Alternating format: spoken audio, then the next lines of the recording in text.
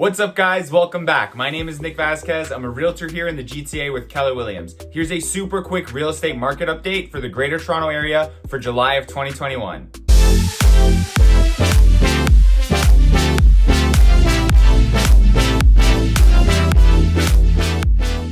In this video, we'll be going over some of the stats for the Greater Toronto Area real estate market for the month of July. And then later in the video, we'll be breaking down some of the numbers specifically to Mississauga. If you find this information valuable or it's helpful to you, please do me a huge favor and like the video, hit that subscribe button, and if you're feeling extra generous, just tap that little notification bell.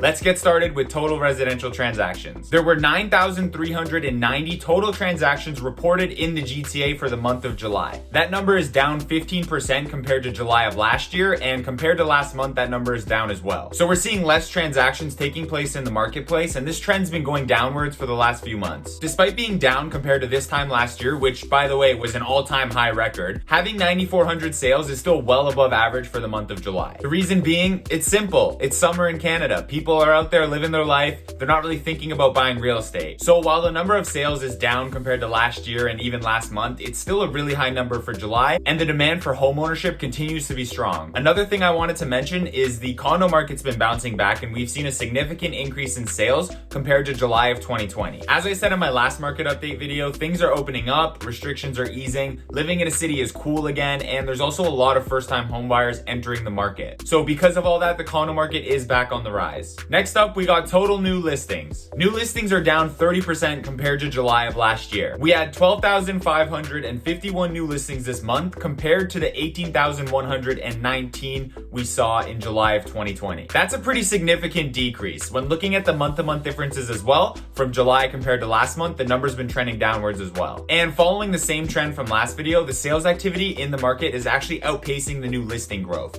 which is leading to the tight market conditions, much tighter than it was in July of 2020. Basically, all that means is that the limited supply is starting to get smaller. So as the supply gets smaller and the demand increases or even stays the same, there's a gap there, and that's going to continue to drive home prices up. I'll talk about this a little bit more in the video, so make sure you watch to the end. But this leads us to the next point, which is the average selling price. The average selling price for the GTA as a whole is $1,062,256, which is up 12.6% compared to last year. This double-digit price growth was primarily driven by the detached market segment in the suburban areas around Toronto. Check out this stat. Prices for detached homes in the 905 area code have grown 27% in the last year. Imagine getting almost 30% return on your investment versus the 7 or 10% that you would get in the stock market.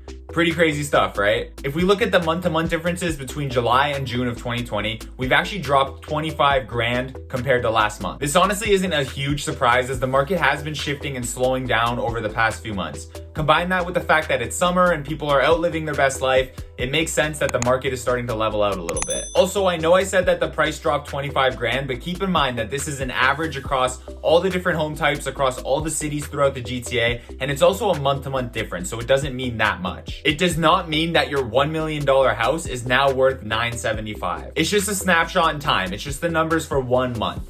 And remember, prices are up 12% compared to last year. So with all this information, we could talk about the market as a whole. Things have definitely been slowing down compared to earlier this year, which honestly is a good thing. Don't get me wrong, there's still a lot of competition out there, but it's not as crazy as it was earlier in 2021. So if you're a buyer trying to buy a house, depending on your price point and area, you're probably still gonna run into multiple offers, but there won't be as many offers as it was back in February and March. I just put out a multiple offer video with tips and tricks on how to get your offer accepted. If you wanna watch that, just click the little card above. So even though the market is slowing down, there's still going to be a lot of competition and market conditions are still very tight. The limited supply is the biggest issue here, and it looks like that number is getting smaller and smaller. As long as there's no meaningful increase in the supply of homes for sale, we can honestly expect prices to continue staying high or even going up well into 2022. Also, as immigration to the GTA resumes and demand presumably increases, that's going to keep pushing prices up and keep us in the strong seller's market for the foreseeable future. Moving on, let's get into some of the numbers for Mississauga. In July, there were 920 sales in the city of Mississauga, and the average selling price for a home is $963,829. That number is 6.4% higher than this time of last year and 5.4% lower than last month. The average price for a detached home is $1.55 million. That is up from last month. A semi-detached will cost you $965K.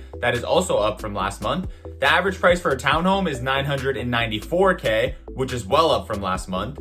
A condo townhome will cost you $765K, again, up from last month. And finally, a condo apartment is averaging at around $578K, which is actually down from last month. Anyways, that's it for now. I do hope you found this information valuable and informative. If you are thinking of moving to the Greater Toronto Area, please feel free to reach out to me. My contact info is below. You can hit me up whatever way works for you. If you want to start looking at houses, if you want to talk about your plans or your goals, whatever you want to do, I'm here to help. Just reach out to me and we can get started. Thank you so much for watching the video. I appreciate each and every one of you. If you like the video, please hit the like button. We've got some great videos coming out, so stay tuned. If you want to see those next videos, please double check, make sure you're subscribed. Until next time, enjoy yourself and have a great week.